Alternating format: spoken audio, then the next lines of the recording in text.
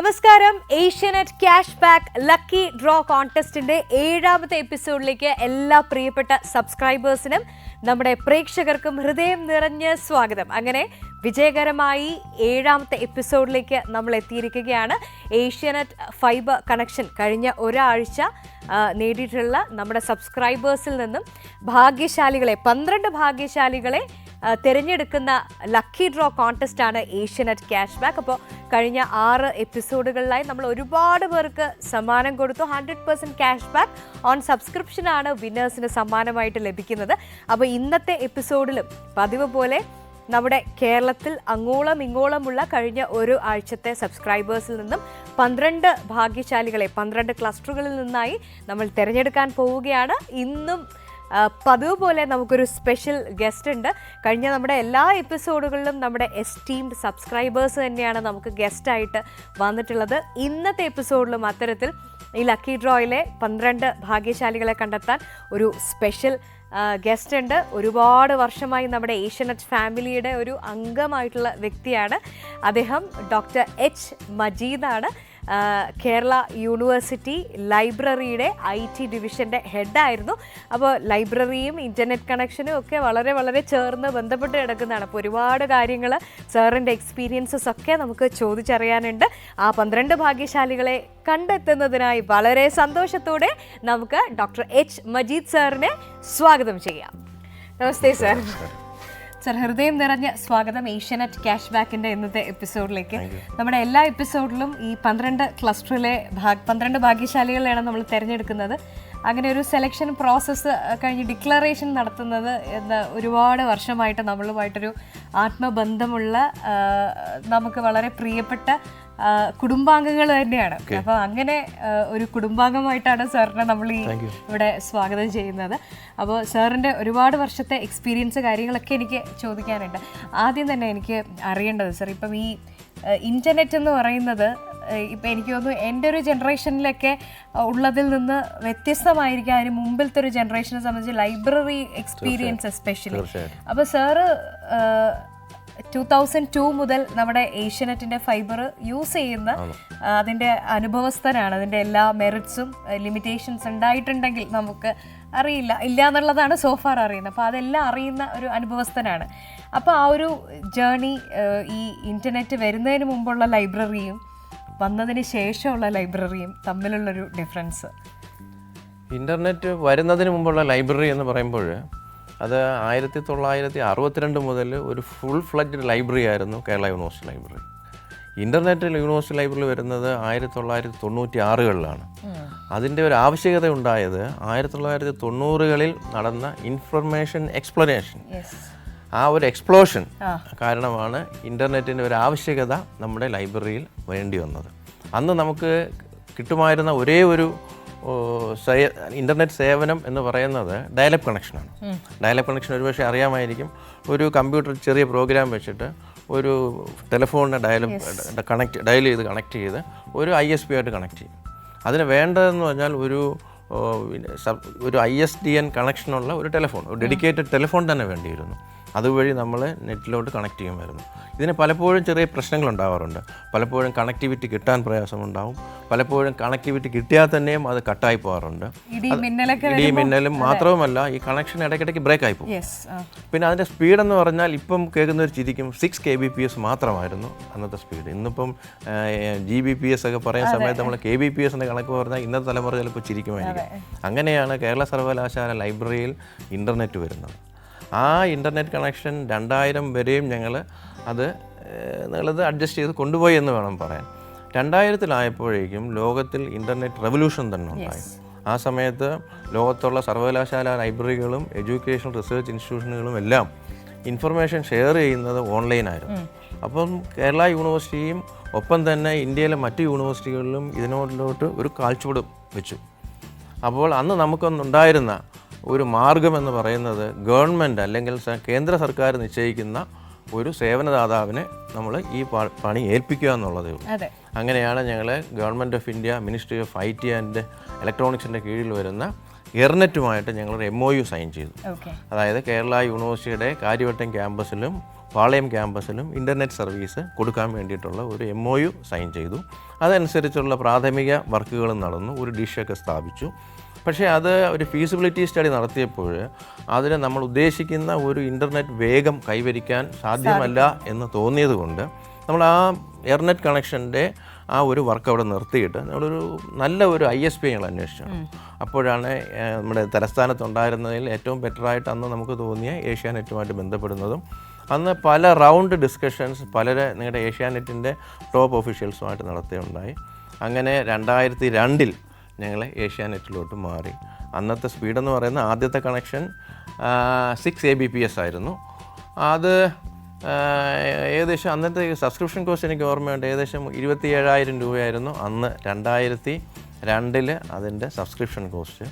അത് 2002 ആയപ്പോൾ അത് 2002 നിന്നും 2003 മാറിയപ്പോൾ അത് 32 Kbps ആയി. അടുത്ത വർഷം 2003 എനിക്ക് തോന്നുന്നത് 64 Kbps ആയി. അങ്ങനെ 2002 മുതൽ ഏഷ്യാനെറ്റും കേരള സർവകലാശാല ലൈബ്രറിയുമായിട്ട് ഉള്ള ബന്ധം തുടങ്ങിയതാണ്. അത് ഇപ്പോഴും പറയുന്നതിൽ സന്തോഷമുണ്ട്.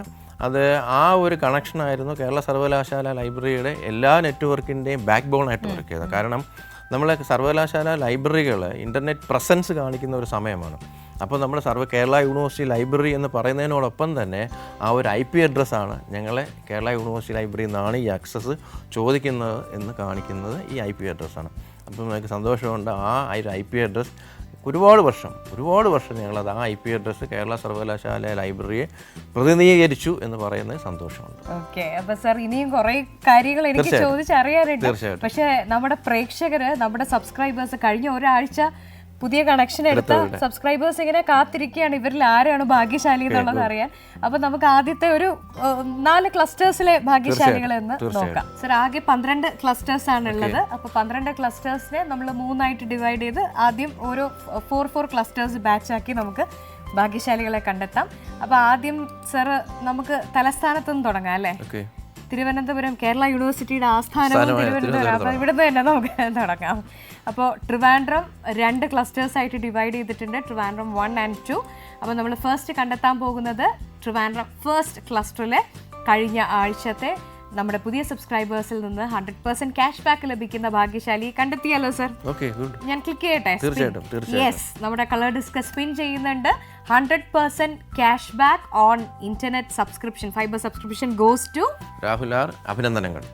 രാഹുൽ ആർ ഫ്രം പാപ്പനംകോട് ആണ് നമുക്ക് ഭാഗ്യശാലി ആയിരിക്കുന്നത് ഈ ആഴ്ചത്തെ. Hearty congratulations.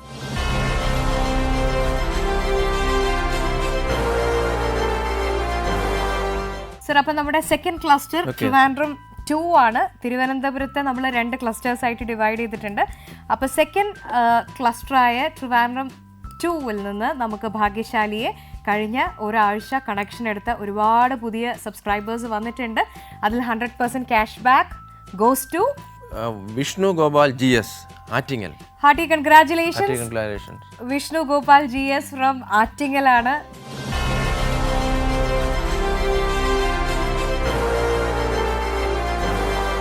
അടുത്തത് തൃശ്ശൂർ ക്ലസ്റ്റർ ആണ്.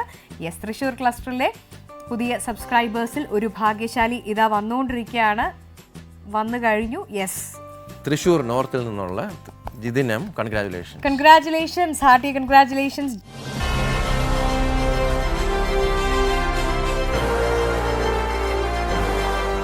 അപ്പോൾ ഇനി തൃശ്ശൂരിൽ നിന്നും വേഗം പത്തനംതിട്ടയിലേക്ക് കൂടി നമുക്കൊന്ന് പോകാം. പത്തനംതിട്ടയാണ് നമ്മുടെ ഫസ്റ്റ് സെറ്റ് ഓഫ് ക്ലസ്റ്റേഴ്സിലെ 4ാമത്തെ ക്ലസ്റ്ററായിട്ട് വരുന്ന പത്തനംതിട്ടയിലെ ഭാഗ്യശാലി. 100% cash back on Asianet fibre subscription goes to Annamma Baby from Pandalam.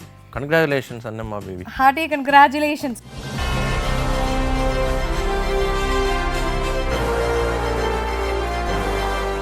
അപ്പോൾ നമുക്കിന്ന് അതിഥിയായിട്ടുള്ളത് മജീദ് സാറാണ്. കേരള യൂണിവേഴ്സിറ്റിയുടെ ലൈബ്രറി IT ഡിവിഷൻസിൻ്റെ ഡിവിഷൻ ഹെഡായിരുന്നു. സാറിനോട് കൂടുതൽ കാര്യങ്ങൾ ചോദിക്കാം. സാർ, ഈ ഒരു IT റെവല്യൂഷൻ വന്നത് എങ്ങനെയാണ്? ലൈബ്രറിയിലേക്ക് എത്തിയത്, അതിൻ്റെ ലിമിറ്റേഷൻസ്, അതിനെ ഓവർകം ചെയ്തൊരു ആ ഒരു ജേർണി സാറ് പറഞ്ഞു. അത് വന്നതിന് ശേഷം എന്ത് മാറ്റമാണ് വിസിബിളായിട്ട് ഈ ഒരു ലൈബ്രറി ലൈഫിൽ ഉണ്ടായിട്ടുള്ളത്? ഇത് ലോകം മൊത്തവും നടന്ന ഒരു റെവല്യൂഷനാണ് ഈ ഇൻഫർമേഷൻ എക്സ്പ്ലോഷൻ എന്ന് പറയുന്നത്. കാരണം ഒരുപാട് റിസർച്ച്, ഒരുപാട് സ്റ്റഡി ഇതെല്ലാം നാഷണൽ ഇൻ്റർനാഷണൽ ലെവലിൽ നടക്കുന്നുണ്ട്. ഇതിൻ്റെ എല്ലാം ഔട്ട്പുട്ട് വരുന്നത് ലൈബ്രറിയിലാണ്. പക്ഷേ ഇത് ലൈബ്രറിയുടെ അലമാരകൾ മാത്രം ഇരുന്നാൽ പോരാ. അടുത്ത് വരുന്ന റിസർച്ച് സ്കോളേഴ്സിനും അല്ലെങ്കിൽ ആവശ്യക്കാരനും അല്ലെങ്കിൽ ഗവൺമെൻറ്റിൻ്റെ പോളിസി ഡിസിഷൻ ഇതിനെല്ലാം ഇത് ഉപയോഗപ്പെടുത്തണം. ഇത് ഈ ഡിസമിനേറ്റ് ചെയ്യുന്ന, അതായത് കളക്ഷൻ, ഓർഗനൈസേഷൻ ആൻഡ് ഡിസമിനേഷൻ, ഈ ഡിസമിനേഷനുള്ള ഏറ്റവും നല്ല ടൂളാണ് ഇൻ്റർനെറ്റ്. ഒരിക്കലും നമ്മൾ പറയുന്നില്ല ലൈബ്രറിയിൽ വന്ന് ഇൻഫർമേഷൻ കളക്ട് ചെയ്യണമെന്നുള്ളത്, പർട്ടിക്കുലർലി സ്റ്റാറ്റിസ്റ്റിക്കൽ ഇൻഫർമേഷൻ. ഇപ്പോൾ നിന്ന നിപ്പിലായിരിക്കും ഗവൺമെൻറ്റിൽ നിന്നൊരു ചോദ്യം വരുന്നത്. ആ ചോദ്യത്തിന് ഉത്തരം പറയാൻ അതല്ലെങ്കിൽ അത് അവിടെ എത്തിക്കാൻ ഏറ്റവും നല്ല കമ്മ്യൂണിക്കേഷൻ ബാക്ക് ബോൺ എന്ന് പറയുന്നത് ഇൻ്റർനെറ്റാണ്. അപ്പോൾ ആ ഇൻ്റർനെറ്റിൻ്റെ റെവല്യൂഷൻ തീർച്ചയായിട്ടും ലൈബ്രറി റെവല്യൂഷനാണ്. ലൈബ്രറിയുടെ സർവീസുകളെല്ലാം ഇൻ്റർനെറ്റ് അധിഷ്ഠിതമായതുകൊണ്ട് ഇതെല്ലാം നമുക്ക് മാറേണ്ടിയിരുന്നു. ലൈബ്രറി സേവനം മൊത്തവും ഇൻ്റർനെറ്റ് അധിഷ്ഠിതമായി. കാലക്രമേണ ബുക്കുകൾ ഡിജിറ്റൈസ് ചെയ്ത് ഇൻ്റർനെറ്റ് വഴി നമ്മൾ ട്രാൻസ്മിറ്റ് ചെയ്ത് കൊടുക്കുന്ന അവസ്ഥയും ഉണ്ടായി. ബുക്കുകൾ സബ്സ്ക്രൈബ് ചെയ്യുന്ന മോഡിലും വ്യത്യാസം വന്നു. നമ്മളെ ബുക്ക് സബ്സ്ക്രിപ്ഷൻ ഹാർഡ് കോപ്പി നിർത്തി എന്നല്ല പറയുന്നത്, അതോടൊപ്പം തന്നെ ഡിജിറ്റൽ കോപ്പികളും നമ്മൾ കളക്ട് ചെയ്ത് തുടങ്ങി. ഡിജിറ്റൽ കോപ്പികളാകുമ്പോൾ ഗുണം എന്താണെന്ന് പറഞ്ഞാൽ, ഹാർഡ് കോപ്പി ചിലപ്പോൾ 1-2 കോപ്പിയേ കാണത്തുള്ളൂ. ഡിജിറ്റൽ കോപ്പി ആകുമ്പോൾ എത്ര സബ്സ്ക്രൈബേഴ്സ് അത് ആക്സസ് ചോദിച്ചാലും നമുക്ക് കൊടുക്കാൻ പറ്റും. അതുപോലെ തന്നെ അവർക്ക് ആവശ്യമുള്ള പേജുകൾ ഡൗൺലോഡ് ചെയ്യാൻ പറ്റും. ഒരു പക്ഷേ ആ ബുക്കിൽ തന്നെ അവർക്ക് സെർച്ച് ചെയ്യാൻ പറ്റും. അവരുടെ സെർച്ച് ടേം എന്താണോ അല്ലെങ്കിൽ അവരുടെ റിസർച്ച് ടോപ്പിക് എന്താണോ അത് സെർച്ച് ചെയ്ത് അത് മാത്രം ഡൗൺലോഡ് ചെയ്യാനും പറ്റും. അങ്ങനെ ലൈബ്രറി സേവനത്തിൽ ഒരുപാട് റെവല്യൂഷൻ ഇൻ്റർനെറ്റും ഡിജിറ്റൈസേഷനും അല്ലെങ്കിൽ പൊതുവെ ഒറ്റവാക്കി പറഞ്ഞാൽ ICT, ഇൻഫർമേഷൻ കമ്മ്യൂണിക്കേഷൻ ടെക്നോളജി, ഒരുപാട് റെവല്യൂഷൻ ലൈബ്രറികൾ കൊണ്ടുവന്നിട്ടുണ്ട്. അപ്പോൾ കൂടുതൽ വിശേഷങ്ങൾ ഇനിയും ഉണ്ട് സർ ചോദിക്കാൻ. നമുക്ക് അടുത്ത 4 ക്ലസ്റ്റേഴ്സ് കൂടി ഒന്ന് പെട്ടെന്ന് പോയിട്ട് വരാം. ഓക്കെ, അപ്പോൾ പത്തനംതിട്ട ക്ലസ്റ്റർ വരെ പോയി നമ്മൾ ഇനി വേഗം പാലക്കാട് ക്ലസ്റ്ററിലെ ഭാഗ്യശാലിയിലേക്ക് പോവുകയാണ്. കഴിഞ്ഞ ഒരാഴ്ച പാലക്കാട് ക്ലസ്റ്ററിൽ സബ്സ്ക്രിപ്ഷൻ എടുത്ത സബ്സ്ക്രൈബേഴ്സിൽ നിന്നും ഒരു ഭാഗ്യശാലിയെ നമ്മുടെ കളർ വീൽ സ്പിൻ ചെയ്യുന്നുണ്ട്. ഇപ്പോൾ കണ്ടെത്തുന്നതാണ്. യെസ് സർ, യെസ്, നമ്മൾ കണ്ടെത്തിയിരിക്കുന്നത് അയ്യർ പരമേശ്വർ നാരായൺ, പാലക്കാട് 1 നിന്നുള്ള ആളാണ്. Congratulation Iyer. Yes, hearty congratulations.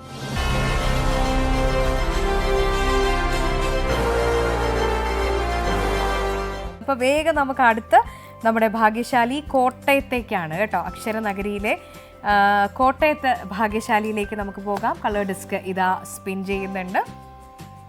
Yes sir, please. കോട്ടയത്തുള്ള ഭാഗ്യശാലി പാലായിൽ നിന്നുള്ള വിൻസെന്റ് PH. Congratulation Vincent. ഹൃദയം നിറഞ്ഞ അഭിനന്ദനങ്ങൾ.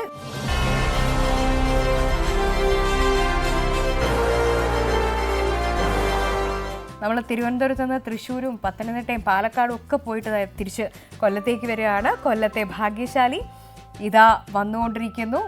ഇപ്പൊ എത്തിച്ചേരുന്നതാണ്. അറൈവ്ഡ്. Yes sir. ഓക്കെ, കൊല്ലത്ത് നിന്നുള്ളത് ശില്പ S പ്രമോദ്, കൊല്ലം 1 നിന്നുള്ള ആളാണ്. കൺഗ്രാജുലേഷൻ ശില്പ. Hearty congratulations.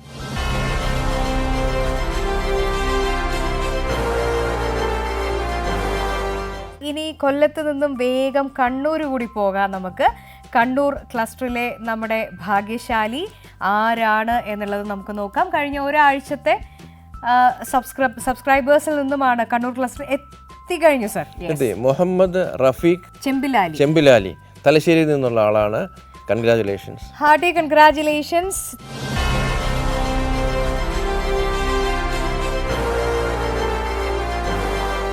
ഇപ്പം നമ്മൾ ഓഡിയോ ബുക്സിലേക്ക് എത്തിയിട്ടുണ്ട് അല്ലെ, ബുക്കിലേക്ക് വന്നിട്ടുണ്ട്. എങ്ങനെയാണ് അതൊക്കെ നമ്മുടെ ഒരു റീഡേഴ്സിനെ എൻഹാൻസ് ചെയ്തിട്ടുണ്ടോ? കാരണം എനിക്ക് പലപ്പോഴും നമ്മൾ പറയും വായനയിൽ നിന്നും ഇങ്ങനെ അകന്നു പൊയ്ക്കൊണ്ടിരിക്കുകയാണ് പുതിയ തലമുറ എന്ന് പറയുന്നുണ്ട്. പക്ഷേ ഡിജിറ്റൽ പ്ലാറ്റ്ഫോംസിൽ അതിനുള്ള സ്പേസും സംവിധാനങ്ങളും വരുന്നുണ്ട്. അത് എത്ര ഇഫക്റ്റീവ് ആവുന്നുണ്ട്? ഒരു കാര്യം പറയട്ടെ, വായന ഒരിക്കലും മരിക്കുന്നില്ല. കാരണം വായന എന്ന് പറയുന്നത് ബുക്ക് എടുത്ത് വായിക്കുന്നത് മാത്രമല്ല. ഞാനിപ്പോൾ അവിടെ ഇരുന്ന് ഏതെങ്കിലും ഒരു മെസ്സേജ് വായിച്ചാലും വായനയാണ്. പക്ഷെ ആ വായനയുടെ ഉദ്ദേശം എന്താണോ അതാണ് നമ്മുടെ വായനയാണോ അതിൻ്റെ ക്വാളിറ്റി എന്നുള്ളത്. അപ്പം ഇതിൽ ലൈബ്രറി പറഞ്ഞു.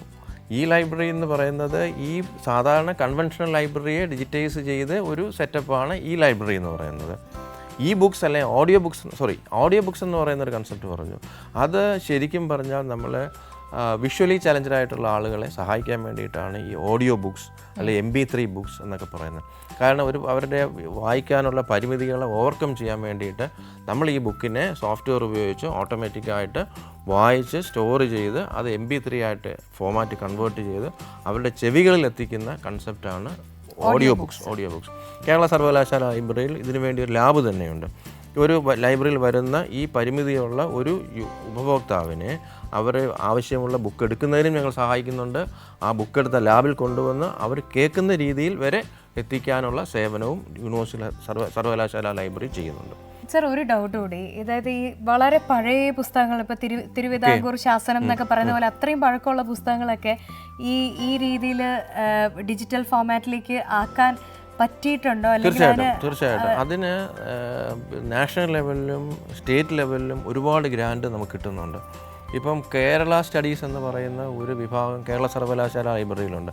നമ്മുടെ തിരുവിതാംകൂർ, കൊച്ചി, കേരള അല്ലെങ്കിൽ ബാക്കിയുള്ള മലബാർ ഈ ഭാഗങ്ങളിലുണ്ടായിരുന്ന ഇൻഫർമേഷനെയൊക്കെ, അല്ലെങ്കിൽ അന്നുണ്ടായിരുന്ന കയ്യെഴുത്ത് പ്രതികളാണെങ്കിൽ അങ്ങനെ, അല്ലെങ്കിൽ പ്രിൻ്റഡ് കോപ്പി ആണെങ്കിൽ അതെല്ലാം അത് ഡിജിറ്റൈസ് ചെയ്ത് അതിനെ മെറ്റഡാറ്റ എന്ന് പറഞ്ഞാൽ ഈ ബുക്കിനെ പറ്റിയുള്ള ഇൻഫർമേഷൻ കൊടുത്ത് അത് കമ്പ്യൂട്ടറുകളിൽ സ്റ്റോർ ചെയ്ത് അതൊരു നെറ്റ്വർക്ക് വഴി ലൈബ്രറിയിൽ ആര് വരുന്നോ അവർക്ക് കിട്ടത്തെ സെർച്ച് ചെയ്ത് അവർക്ക് ആവശ്യമുള്ള ആ ഒരു പർട്ടിക്കുലർ സാധനം കണ്ടെത്താനുള്ള സൗകര്യം ചെയ്തിട്ടുണ്ട്. ഓക്കെ, അപ്പോൾ വളരെ ഇൻഫർമേറ്റീവ് ആയിട്ടുള്ള ഒരു എപ്പിസോഡാണ് ഇന്നത്തെ. കാരണം നമ്മൾ അറിയാത്ത ഒരുപാട് സാധ്യതകളെ കുറിച്ചാണ് സാർ പറഞ്ഞു വന്നുകൊണ്ടിരിക്കുന്നത്. അപ്പം കൂടുതൽ വിശേഷങ്ങളിൽ വരുന്നതിന് മുമ്പ് സാർ, ഇനി നമുക്ക് അടുത്ത ഒരു 4 ഭാഗ്യശാലികളെ കൂടെ കണ്ടെത്താനുണ്ട്.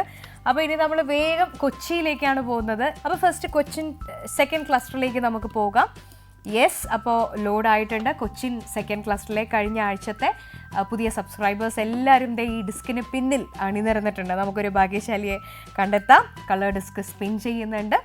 100% cash back on Asianet fibre subscription goes to അങ്കമാലിയിൽ നിന്നുള്ള അനു ആന്റണിയാണ് വിജയ്. അനു ആന്റണിക്ക് അഭിനന്ദനങ്ങൾ. Hearty congratulations miss Anu Antony from Angamaly.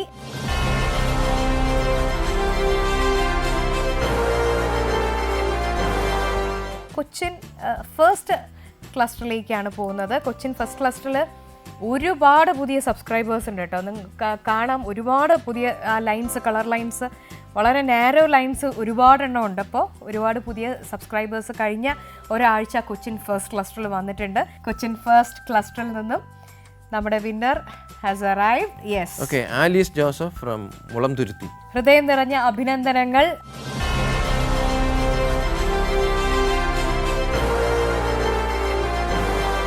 ഇനി വേഗം നമുക്ക് കോഴിക്കോടേക്ക് പോകാം. കാലിക്കറ്റ് ആണ്. യെസ്, കാലിക്കറ്റ് നോക്കാം സാർ നമുക്ക്.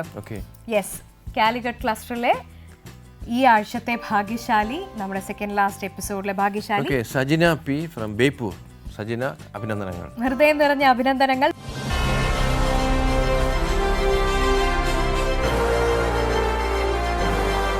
അപ്പം ഇനി വേഗം നമുക്ക് ഒരേ ഒരു ക്ലസ്റ്റർ കൂടി മാത്രമാണ് അവശേഷിക്കുന്നത്, ആലപ്പി ക്ലസ്റ്റർ. അപ്പോൾ സാർ നോക്കാം അല്ലേ? തീർച്ചയായിട്ടും.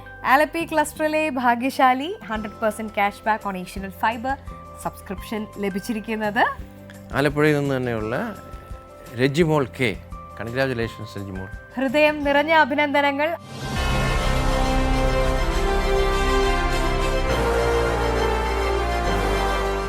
അപ്പോൾ നമ്മുടെ 12 ക്ലസ്റ്ററിലെ 12 ഭാഗ്യശാലികളെയും കണ്ടെത്തി കഴിഞ്ഞിരിക്കുകയാണ്. 12 പേർക്കും ഹൃദയം നിറഞ്ഞ അഭിനന്ദനങ്ങൾ.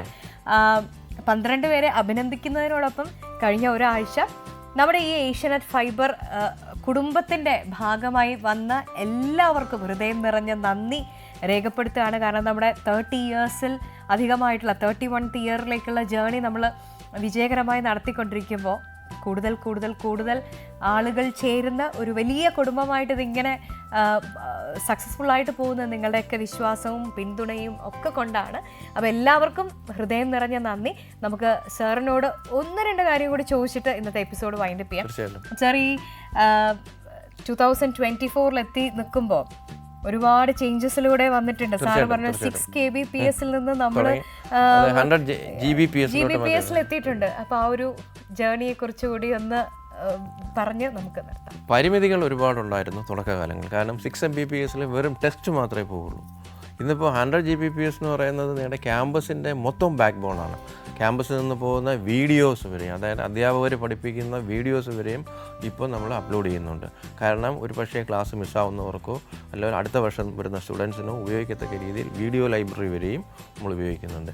ഇതെല്ലാം ട്രാൻസ്മിറ്റ് ചെയ്യാൻ വേണ്ടിയിട്ട് കേപ്പബിൾ ആയിട്ടുള്ള കണക്ടിവിറ്റി എന്ന് പറയുന്നത് ഈ 100 Gbps കണക്ഷനാണ്. ഇത് തന്നെയാണ് നമ്മുടെ മെയിൽ സെർവറിന് ഉപയോഗിക്കുന്നത്. അപ്പോൾ ഈ 6 Kbps നിന്നും 100 Gbpsലോട്ടുള്ള ഈ ഒരു ട്രാൻസ്ഫോർമേഷൻ എന്ന് പറയുന്നത് അതിന് പുറകിൽ ഒരുപാട് അധ്വാനമുണ്ട്, ഒരുപാട് എക്സ്പെൻഡിച്ചറുണ്ട്, ഒരുപാട് ലെവലിലുള്ള ഡിസ്കഷൻസ് ഉണ്ട്. അങ്ങനെയാണ് ഈ ഒരു പൊസിഷൻ അറ്റൈൻ ചെയ്യാൻ പറ്റിയിട്ടുള്ളത്. ഇതിന് സർവകലാശാല ലൈബ്രറിയിലും സർവകലാശാല അധികാരികളുടെയും ഒരുപാട് പിന്തുണ നമുക്ക് കിട്ടിയിട്ടുണ്ട്.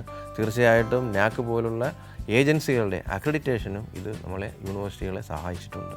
അപ്പോൾ സാറ്, നമ്മുടെ ഇന്നത്തെ എപ്പിസോഡ് എനിക്ക് തോന്നുന്നു നമ്മുടെ ഏഷ്യാനെറ്റുമായിട്ടുള്ള ഒരു ജേർണിയുടെ ഒരു സ്റ്റോറി മാത്രമല്ല, അതിനപ്പുറം കുറേ കാര്യങ്ങൾ നമുക്കിപ്പോൾ യൂണിവേഴ്സിറ്റി ഒക്കെ ആയിട്ട് ബന്ധപ്പെട്ടും ലൈബ്രറി ആയിട്ട് ബന്ധപ്പെട്ടും ഒക്കെ അറിയാൻ സാധിച്ച ഒരു എപ്പിസോഡാണ്. അപ്പോൾ പ്രത്യേകം നന്ദി. സാധാരണ നമ്മൾ പറയാം നമ്മുടെ കുടുംബത്തിൻ്റെ ഭാഗമായിട്ടുള്ളവർക്ക് നന്ദി പറയാന്ന് പറയുന്ന ഒരു ശരികേടാണ്. പക്ഷേ എങ്കിലും ഔപചാരികതയുടെ പേരിൽ മാത്രം ഹൃദയം നിറഞ്ഞ നന്ദി. അപ്പോൾ നമ്മുടെ ഈ ഒരു ഏഷ്യാനെറ്റ് ഫാമിലിയുടെ ഒരു ചെറിയ മൊമെൻറ്റോ സാറിന് എപ്പോഴും സാറിൻ്റെ ഹൃദയത്തിൽ സൂക്ഷിക്കാൻ, സാറിൻ്റെ വീട്ടിൽ എപ്പോഴും കാണുന്ന ഒരു സ്ഥലത്ത് ഇത് പ്ലേസ് ചെയ്ത് നമ്മളെല്ലാവരെയും ഈ കുടുംബത്തിനെ എപ്പോഴും. കാരണം എൻ്റെ ഈ സർവീസ് ജേണിയിൽ ഏഷ്യാനെറ്റിൻ്റെ ഇൻ്റർനെറ്റ് കണക്ടിവിറ്റിയും ഒരുപാട് റോളുകൾ വഹിച്ചിട്ടുണ്ട്. കാരണം എന്തെങ്കിലും ചെയ്യാൻ പറ്റിയിട്ടുള്ളത്, അതായത് ഒരു അക്കാഡമിക് എക്സലൻസിന് വേണ്ടി, സർവകലാശാലയുടെ അക്കാഡമിക് എക്സലൻസിന് വേണ്ടി ശ്രമിക്കുന്ന കൂട്ടത്തിൽ ഞങ്ങളോടൊപ്പം ഉണ്ടായിരുന്നത് ഏഷ്യാനെറ്റിൻ്റെ ഇൻ്റർനെറ്റ് കണക്ടിവിറ്റിയാണ്. അന്ന് ഏഷ്യാനെറ്റിന് വേണ്ടി സർവകലാശാലകൾ പല തലത്തിലുള്ള ചർച്ചകൾക്കും ഒരുപാട് സീനിയേഴ്സ് ഓഫീസേഴ്സ് വന്നിട്ടുണ്ട്. കാരണം ഈ സബ്സ്ക്രിപ്ഷൻ കോസ്റ്റ് നെഗോസിയേഷനാണ്. അപ്പം സർവകലാശാല പറയുന്ന റേറ്റിൽ ഈ പറയുന്ന സബ്സ്ക്രിപ്ഷൻ കോസ്റ്റ് കൊണ്ട് എത്തിക്കുക എന്ന് പറയുന്നത് ഞങ്ങളുടെ ജീവനക്കാരുടെയും ഏഷ്യാനെറ്റിൻ്റെ അതോറിറ്റികളുടെയും ഉത്തരവാദിത്വമായിരുന്നു. അപ്പം അതിന് സഹായിച്ച ഏഷ്യാനെറ്റിൻ്റെ എല്ലാ ടീം അംഗങ്ങൾക്കും മുമ്പ് ഉണ്ടായിരുന്ന സീനിയർ ഉദ്യോഗസ്ഥർക്കും നന്ദി രേഖപ്പെടുത്തുന്നു.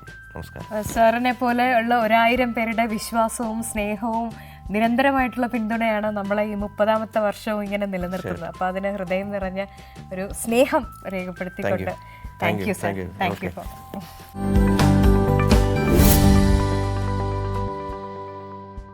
ഏഷ്യാനെറ്റ് ഫൈബറിൻ്റെ പുതിയ കണക്ഷൻ എടുക്കുക എന്ന് പറയുന്നത് വളരെ ഈസി ആയിട്ടുള്ള കാര്യമാണ്. നിങ്ങൾ ചെയ്യേണ്ടത് ഇത്രമാത്രം: 8086011111 എന്ന നമ്പറിലേക്ക് വിളിക്കാവുന്നതാണ്. അല്ല എന്നുണ്ടെങ്കിൽ ഈസിയായി വാട്സാപ്പിൽ ഹായ് എന്നൊന്ന് മെസ്സേജ് ചെയ്യുക. ചെയ്യേണ്ട നമ്പർ 8086011133. അപ്പോൾ ഏഷ്യാനെറ്റ് കണക്ഷൻ എടുക്കേണ്ടത് എങ്ങനെയാണെന്ന് പറഞ്ഞു. ഇനി നമുക്കറിയാം പുതിയൊരു അക്കാഡമിക് ഇയർ ഒക്കെ തുടങ്ങിയിരിക്കുകയാണ്. അപ്പോൾ പുതിയ ലാപ്ടോപ്പൊക്കെ വാങ്ങിച്ച് ഓൺലൈൻ ക്ലാസ്സുകളുടെയൊക്കെ ഉപയോഗമുള്ള ഒരുപാട് കുട്ടികളുണ്ട്. അപ്പോൾ അവർക്കെല്ലാവർക്കും വേണ്ടിയിട്ട് ഒരു എക്സൈറ്റിംഗ് ആയിട്ടുള്ള ഓഫറുണ്ട്. മറ്റൊന്നുമല്ല, ലാപ്ടോപ്പിൻ്റെ ബില്ലുമായി നമ്മുടെ ഏഷ്യാനെറ്റിൻ്റെ ഫൈബർ കണക്ഷൻ എടുക്കുകയും ആ കണക്ഷൻ എടുക്കുമ്പോൾ 6 മാസത്തെ വരി സംഖ്യ അഥവാ സബ്സ്ക്രിപ്ഷൻ ഫീ ലംസമായിട്ട് അടയ്ക്കുകയാണെങ്കിൽ 15% ഡിസ്കൗണ്ട് ഓൺ ടോട്ടൽ ബിൽ എമൗണ്ടും 1 മാസത്തെ സബ്സ്ക്രിപ്ഷൻ ഫ്രീയുമായിട്ട് നിങ്ങൾക്ക് സമ്മാനമായിട്ട് ലഭിക്കുകയാണ്. രണ്ടാമത്തെ ഓഫർ, ഇനി ഇതേ പുതിയ ലാപ്ടോപ്പ് വാങ്ങിയ ആൾ ഈ ബില്ലുമായിട്ട് 1 വർഷത്തെ ബില്ല് ഒരുമിച്ച് അടയ്ക്കുകയാണ്. 12 മാസത്തെ ബില്ല് ലംസമായിട്ട് പേ ചെയ്യുകയാണ് എങ്കിൽ 20% ഡിസ്കൗണ്ട് ഓൺ ടോട്ടൽ ബിൽ എമൗണ്ടും കൂടാതെ 2 മാസം ഫ്രീ സബ്സ്ക്രിപ്ഷനും സമ്മാനമായിട്ട് ലഭിക്കുകയാണ്. വളരെ ഇൻട്രസ്റ്റിംഗ്, എക്സൈറ്റിംഗ് അല്ലേ? എന്തായാലും നമ്മൾ ഒരു കണക്ഷൻ എടുത്തു കഴിഞ്ഞാൽ ഒരു അക്കാഡമിക് ഇയർ മുഴുവൻ നമുക്കത് യൂസ് ചെയ്യണം. അപ്പോൾ 6 മാസമോ 12 മാസമോ ഏതാണോ കൺവീനിയൻ്റ് ആയിട്ടുള്ളത് ആ രീതിയിൽ പേ ചെയ്ത് കഴിഞ്ഞാൽ എക്സൈറ്റിംഗ് ആയിട്ടുള്ള ഡിസ്കൗണ്ടും ഫ്രീ സബ്സ്ക്രിപ്ഷനും ഒക്കെയാണ് സമ്മാനമായിട്ട് ലഭിക്കുന്നത്. അപ്പോൾ ഒട്ടും മറക്കണ്ട, പെട്ടെന്ന് തന്നെ ഏഷ്യാനെറ്റ് ഫൈബറിൻ്റെ കണക്ഷൻ ഈസി ആയിട്ട് മിസ് കോളിലൂടെയോ അല്ലെങ്കിൽ വാട്സപ്പ് മെസ്സേജിലൂടെയോ കരസ്ഥമാക്കുക. അങ്ങനെ നമ്മുടെ ഏഷ്യാനെറ്റ് ക്യാഷ് ബാക്കിൻ്റെ വളരെ ഇൻട്രസ്റ്റിംഗ് ആയിട്ടുള്ള സക്സസ്ഫുൾ ആയിട്ടുള്ള 7 എപ്പിസോഡ്സിൻ്റെ ജേർണി ഇവിടെ തീരുകയാണ്. ഇനി നമുക്ക് അവശേഷിക്കുന്ന ഒരൊറ്റ എപ്പിസോഡ് കൂടിയാണ്. അപ്പോൾ ഇന്നത്തെ സെക്കൻഡ് ലാസ്റ്റ് എപ്പിസോഡിൽ വിന്നേഴ്സായിട്ടുള്ള 12 ക്ലസ്റ്ററിലെ 12 ഭാഗ്യശാലികൾക്കും ഒരിക്കൽ കൂടി ഹൃദയം നിറഞ്ഞ അഭിനന്ദനങ്ങൾ. ഒപ്പം ഈ കുടുംബത്തിൻ്റെ ഭാഗമായി കഴിഞ്ഞ ഒരാഴ്ച പുതിയ കണക്ഷൻ എടുത്ത എല്ലാവർക്കും ഹൃദയം നിറഞ്ഞ നന്ദി. അപ്പോൾ ഒരിക്കൽ കൂടി ഓർമ്മിപ്പിക്കുകയാണ്, നമ്മുടെ ഈ ഓഫേഴ്സൊക്കെ ഈ കളർ വീല് സ്പിൻ ചെയ്ത് ഭാഗ്യശാലിയെ കണ്ടെത്തുന്ന ഈ ലക്കി ഡ്രോ കോൺടെസ്റ്റ് ഇനി അവശേഷിക്കുന്നത് ഒരേ ഒരാഴ്ച കൂടി മാത്രമാണ്. അതുകൊണ്ട് നിങ്ങളുടെ ഓപ്പർച്യൂണിറ്റി മിസ് ചെയ്യരുത്. എത്രയും പെട്ടെന്ന് ഏഷ്യാനെറ്റ് ഫൈബറിൻ്റെ പുതിയ കണക്ഷൻ കരസ്ഥമാക്കുക, ആകർഷകമായ സമ്മാനങ്ങൾ നേടുക. അപ്പോൾ വീണ്ടും അടുത്ത ആഴ്ച കാണാം. അൻറ്റിൽ ദെൻ ഗുഡ് ബൈ.